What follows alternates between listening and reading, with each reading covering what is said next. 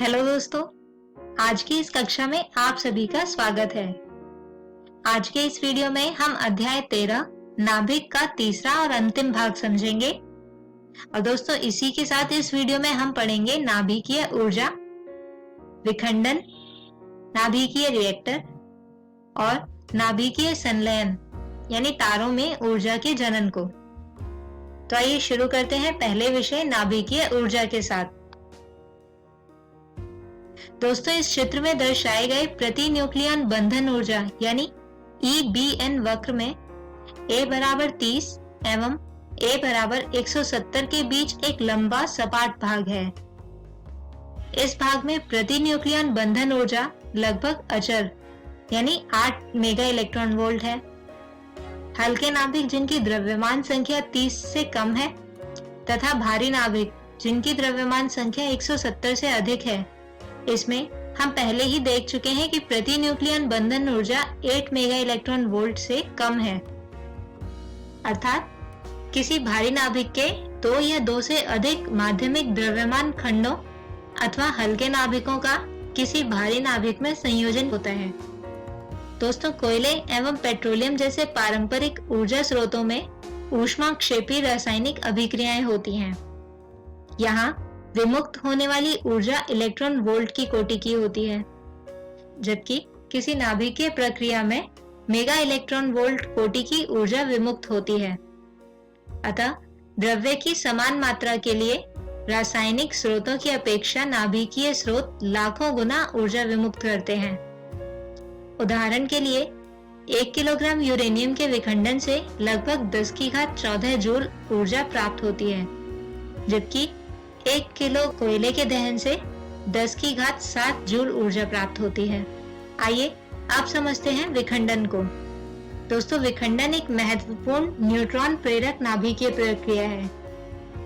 विखंडन के उदाहरणतः जब किसी यूरेनियम समस्थानिक पर न्यूट्रॉन से प्रहार कराया जाता है तो वह 2 माध्यमिक द्रव्यमान वाले नाभिकीय खंडों में विखंडित हो जाता है।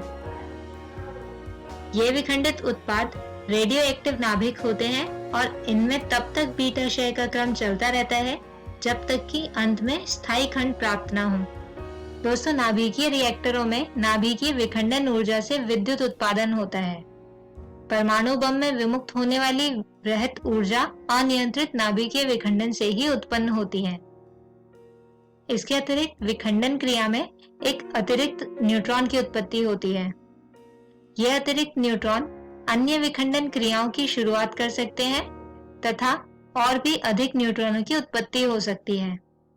इससे एक श्रृंखला अभिक्रिया की संभावना बनती है। यदि इस श्रृंखला अभिक्रिया को समुचित रूप से नियंत्रित किया जाए तो हमें एक स्थायी ऊर्जा निर्गत हो सकती है। नाभिकीय रिएक्टर में यही होता है।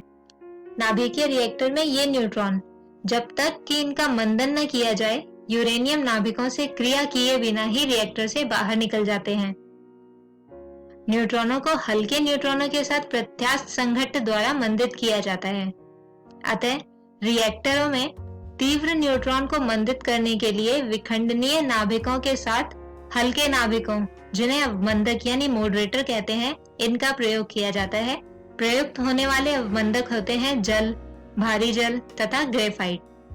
दोस्तों क्रियादर नियंत्रण कैडमियम जैसे न्यूट्रॉन अवशोषक पदार्थ से बनी नियंत्रक क्षणों यानी कंट्रोल रॉड्स के द्वारा किया जाता है। नियंत्रक क्षणों के अतिरिक्त रिएक्टरों में रक्षक क्षणों को भी प्रयुक्त किया जाता है। इसके अतिरिक्त रिएक्टर की क्रोड नाभिकीय विखंडन का क्षेत्र है। इसमें उपयुक्त सांचे हुए रूप से ईंधन तत्व रखे जाते हैं। यह ईंधन प्राकृतिक रूप से पाए जाने वाला यूरेनियम होता है। क्रोड में न्यूट्रॉन को मंद करने के लिए मंदक यानी मॉडरेटर लगे होते हैं और दरार में से छूटने यानी लीकेज को रोकने के लिए क्रोड एक परावर्तक यानी रिफ्लेक्टर से घिरी होती है। एक समुचित शीतलक द्वारा विखंडन से निकलने वाली ऊर्जा को नियंत्रित किया जाता है। विखंडित रेडियोएक्टिव उत्पादों के पलायन को रोकने के लिए पात्र लगे होते हैं। इस सारी व्यवस्था से हानिकारक विकिरणों को बाहर न आने देने के लिए एक कवच का उपयोग किया जाता है। न्यूट्रॉनों के अवशोषण की उच्च क्षमता वाली छड़ों के उपयोग से रिएक्टर को बंद किया जा सकता है। शीतलक से ऊष्मा एक कार्यकारी द्रव को स्थानांतरित की जाती है, जिससे कि भाप का उत्पादन होता है। इस भाग से टरबाइन को घुमाकर विद्युत उत्पादन होता है। किसी अन्य शक्ति रिएक्टर की भांति ही नाभिकीय रिएक्टर से काफी मात्रा में निरर्थक उत्पाद निकलते हैं, परंतु नाभिकीय निरर्थकों के निराकरण में विशेष ध्यान देना होता है, क्योंकि ये रेडियो एक्टिव तथा हानिकारक होते हैं। आइए अब आगे बढ़ते हैं और समझते हैं नाभिकीय संलयन को। दोस्तों, दो हल्के नाभिक मिलकर एक अपेक्षाकृत बड़ा नाभिक बनाए तो ऊर्जा विमुक्त होती है। इस प्रक्रिया को नाभिकीय संलयन प्रक्रिया कहते हैं। इस तरह की ऊर्जा विमोचक अभिक्रियाओं के कुछ उदाहरण यहाँ प्रस्तुत किए गए हैं।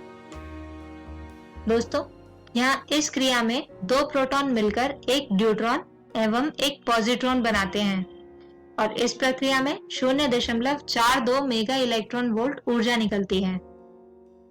इसके अतिरिक्त दूसरी क्रिया में दो ड्यूट्रॉन मिलकर हीलियम का हल्का समस्थानिक बनाते हैं और इस तीसरी अभिक्रिया में दो ड्यूट्रॉन मिलकर एक ट्रिटियम एवं एक प्रोटॉन बनाते हैं। संलयन के लिए दो नाभिकों का इतने अधिक पास आना आवश्यक है, जिससे कि उनके बीच आकर्षित लघु परासीय नाभिकीय बल कार्य कर सके। दोस्तों, ऊर्जा की उपयोगी मात्रा उत्पन्न करने के लिए आसपास के द्रव्य का ताप तब तक बढ़ाया जाता है जब तक कि इसके कण अपनी तापीय गति के कारण कूलाम अवरोध को पार न कर जाएं, और इस प्रक्रिया को ताप नाभिकीय संलयन कहते हैं। ताप नाभिकीय संलयन बहुत उच्च ताप एवं दाब पर ही हो सकता है और ताप एवं दाब की ऐसी स्थितियां केवल तारों के अंतरंग में ही उपलब्ध होती हैं। तारों में ऊर्जा जनन ताप नाभिकीय संलयन के माध्यम से ही होता है। दोस्तों, किसी तारे के अंतःपटल में केवल हीलियम का ही निर्माण नहीं होता। जैसे जैसे क्रोड में हाइड्रोजन यानी हीलियम में बदलकर कम होती है, क्रोड ठंडा होने लगता है। इससे तारा अपने गुरुत्व के कारण संकुचित होता है, जिससे क्रोड का ताप फिर बढ़ जाता है। यदि क्रोड का ताप 10⁸ केल्विन तक बढ़ जाए तो संलयन की क्रिया पुनः होने लगेगी और इस बार हीलियम कार्बन में परिवर्तित होगा। दोस्तों, हमारे सौर मंडल के मुख्य जनक यानी सूर्य की आयु लगभग 5 × 10⁹ वर्ष है तथा यह अनुमान लगाया जाता है कि सूर्य को और 5 अरब वर्षों तक बनाए रखने के लिए आवश्यक हाइड्रोजन उपलब्ध है। इसके पश्चात हाइड्रोजन का जलना रुक जाएगा तथा सूर्य ठंडा होने लगेगा। इससे सूर्य अपने गुरुत्व के कारण संकुचित होने लगेगा, जिससे सूर्य की क्रोड का ताप बढ़ेगा। इससे सूर्य का बाहरी आवरण फैलने लगेगा और सूर्य एक लाल दानव यानी रेड जाइंट में परिवर्तित हो जाएगा। तो दोस्तों, इसी विषय के साथ हम खत्म करते हैं हमारा आज का ये वीडियो और इसी के साथ ही समाप्त होता है यह अध्याय भी। आज के हमारे इस वीडियो में हमने समझा नाभिकीय ऊर्जा, विखंडन, नाभिकीय रिएक्टर और नाभिकीय संलयन जैसे कि तारों में ऊर्जा जनन को। हम उम्मीद करते हैं कि आज का ये वीडियो आपको समझ आया होगा। अगले वीडियो में हम शुरू करेंगे एक नया अध्याय 14, अर्धचालक इलेक्ट्रॉनिकी पदार्थ, युक्तियां तथा सरल परिपथ। तब तक के लिए गुड बाय।